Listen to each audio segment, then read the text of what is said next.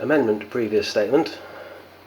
Of course, the hob is faster if you're only doing 4 or 6 or 8 buns, because with a proper steam plate on legs in your pan you could get 4 buns into the pan.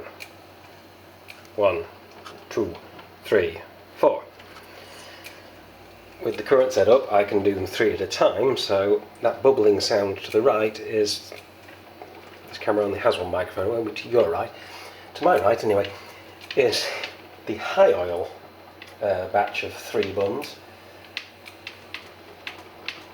making some really weird noises because I think the small cups inside the larger cups are bouncing up against them. If I separated the cups I could get 3 cups into a pan and do 3 at a time. If I had 2 of that cheese grater I could do 2 at a time on them.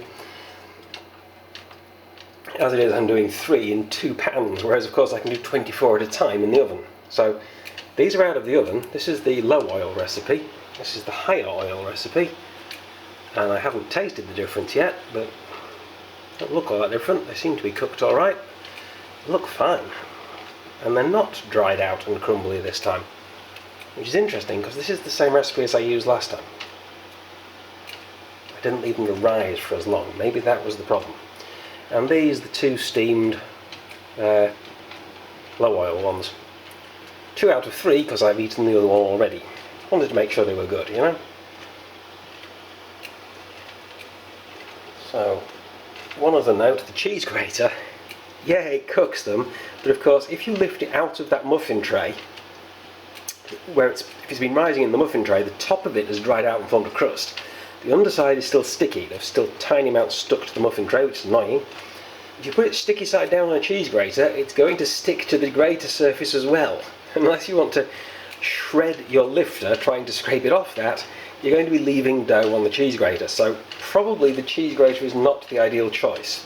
Probably a smooth steel plate on 3 legs with maybe just 3, 4 little rows of holes in it, or a hole in the centre or something for the steam to get through, would be a far better choice than a cheese grater. Of course, if you're somewhere like Vietnam, where steaming a couple of reason is, you don't really need to put them in the oven to warm them up, keep them warm enough for them to rise. They'll do that just fine on the kitchen counter like this. So you might not need to use the muffin tray. Here, I needed to use the muffin tray to get them in the oven because this kitchen really doesn't feel like summer right now.